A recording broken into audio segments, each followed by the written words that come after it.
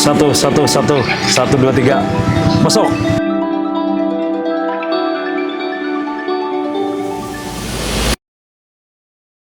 Pembersihan WTP ini terjadwal.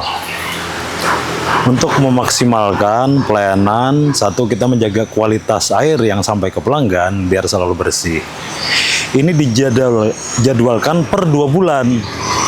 Jadi 2 bulan itu diadakan pemeliharaan, rekan-rekan kita dari operator, gotong royong mereka, pembersihan dari ruang-ruang atas yang ada endapan-endapan lumut dan lain-lain, termasuk ke tingkat yang paling bawah di arah sedimentasi. Hal itu dilakukan satu sisi kita biar menjaga gimana pelayanan air bersih sampai ke pelanggan, dan itu kontinu dilakukan sebagaimana ketentuan. Kita pengen selalu ada pelayanan prima.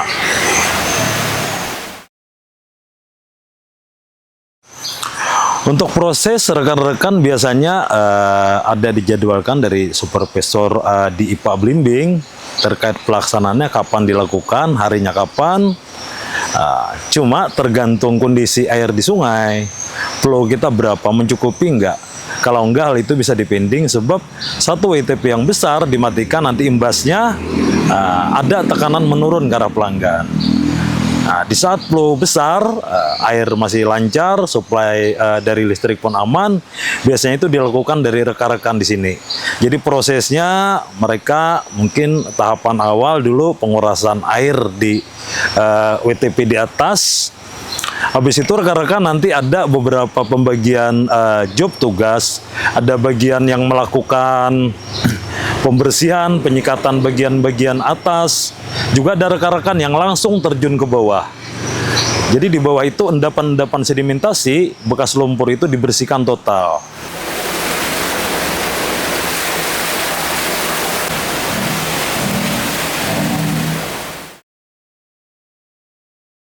Semua WTP, mungkin hari ini terjadwal yang kapasitas 10, 20, 50 sampai 100. Jadi sehari itu 1 ITP, besoknya 1 ITP. Kenapa kita nggak sekaligus? Kita takut nanti debit air yang masuk ke reservoir itu mengecil, nanti tekanan berkurang, ada imbasnya berapa nanti pelanggan yang nggak teraliri.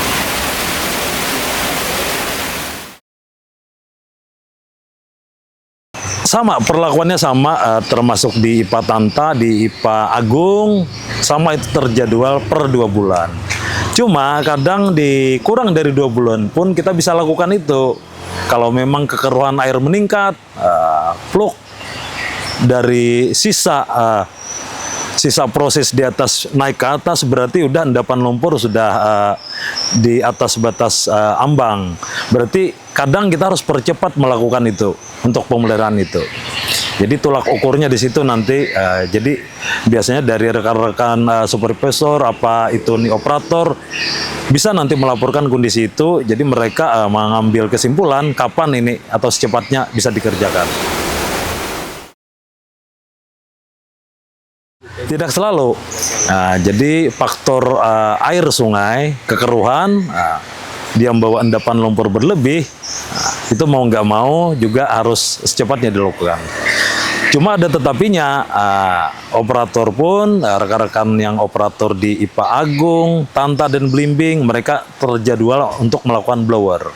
Yang mana sisa endapan sedimentasi itu mereka buang di jam-jam puncak, atau sesudah pemakaian orang menurun. Biasanya itu rekan-rekan melakukannya di tengah malam di atas jam 12, jam 1. Jadi di situ rekan-rekan membuang sisa endapan lumpur, gunanya dulu meminimalisir kandungan endapan lumpur yang tersisa habis proses di atas WTP tersebut.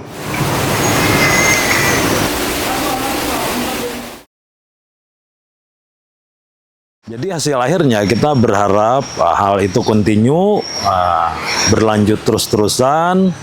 Hal itu akan menjamin kualitas air sampai ke pelanggan selalu terjaga. Kenapa itu dilakukan? Di satu sisi kita pengen moto kita melakukan pelayanan prima. Hal-hal itu nanti berimbas juga ke penilaian kinerja perusahaan kita.